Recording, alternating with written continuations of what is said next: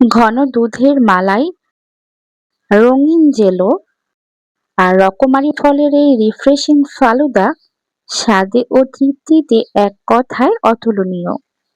লিচু, আম আর স্ট্রবেরি জেলোর সাথে আইসক্রিমের এই রাজকীয় স্বাদ পেতে ভিডিওটি শেষ পর্যন্ত দেখুন।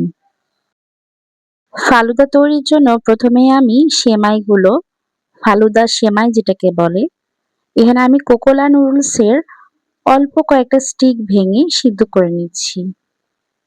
আর সাথে একটু সুন্দর কালার অ্যাড হওয়ার জন্য এখানে একটু জর্দা রং দিয়েছি, এতে করে এই সেমাইগুলো একটু রঙিন দেখাবে।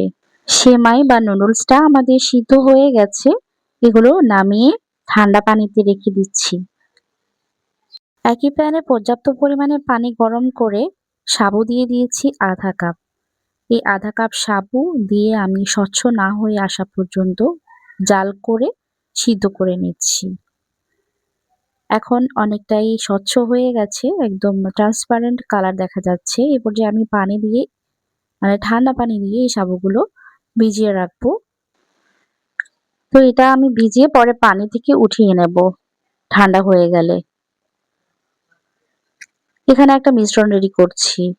আধা কাপ পানি নিয়েছি, 3 টেবিল চামচ গুঁড়া দুধ দিয়ে দিচ্ছি। এখন গুঁড়া দুধগুলো পানির সাথে ভালো করে মিশিয়ে নেব। একটা ঘন দুধ আমাদের রেডি হয়ে গেছে। 1 টেবিল চামচ কর্নফ্লাওয়ার দিয়ে দিচ্ছি। দুধের সাথে এই কর্নফ্লাওয়ারটা ভালো করে মিশিয়ে নিতে হবে। খেয়াল রাখতে হবে এই দুধটা বা এই পানিটা যেন ঠান্ডা হয় কর্নফ্লাওয়ার মেশানোর সময়। এটা একপাশে রেখে দিচ্ছি।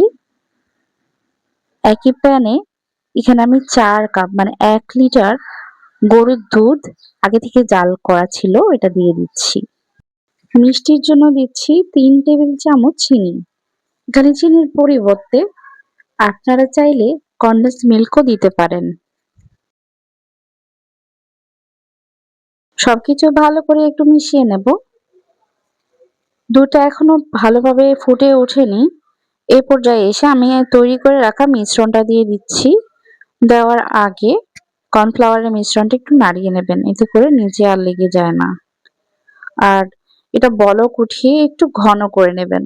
এই দুধটা 4 কাপ দুধকে আমি প্রায় 2 কাপ করে নিয়েছি। যে দেখেন অনেকটাই শুকিয়ে গেছে, অনেকটা ঘনও হয়ে গেছে। তো এই দুধটা আমি ঠান্ডা করে নিয়েছিলাম নরমাল ফ্রিজে রেখে, আর এখন বলে নিয়েছি। আমি আজকে আর ঘরে জেলো তৈরি করতে যাইনি, কারণ এটা ঝামেলা মনে হয় আমার কাছে। এখানে আমি বাজারের কেনা 3টা ফ্লেভারের জেলো ব্যবহার করছি। এখানে স্ট্রবেরি, লিচু আর ম্যাঙ্গো ফ্লেভারের জেলো আমি দিয়ে দিয়েছি 2টা করে, মোট 6টা। তো এগুলো খেতেও ভালো লাগে আর অনেক ফ্লেভারফুল হয়, অনেক মজা লাগে খেতে।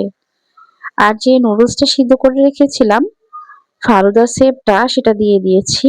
আর এখানে আম একটু দলা পেকে গিয়েছিল, কারণ এগুলো আমি পানিতে ভিজাইনি। সাবুগুলো দিয়ে দিয়েছি সবগুলো।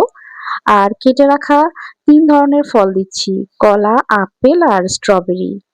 এখন সবকিছু উপকরণ প্রথমে একটু ভালো করে দুধের মালাইয়ের সাথে মিশিয়ে নিচ্ছি।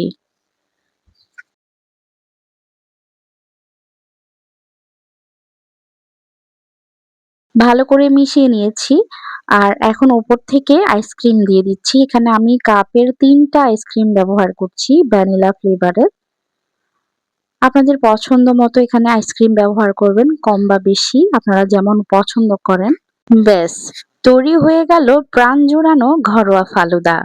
মেহমানদারি হোক বা নিজের বিকালের নাস্তা, এমন 1 গ্লাস ফালুদা থাকলেই জমে উঠবে আড্ডা। রেসিপিটি ভালো লাগলে লাইক দিয়ে পাশে থাকবেন সবাই। ধন্যবাদ ভিডিওটি শেষ পর্যন্ত দেখার জন্য। আবার দেখা হয়ে যাবে ইনশাল্লাহ পরবর্তী কোনো নতুন মজাদার রেসিপিতে।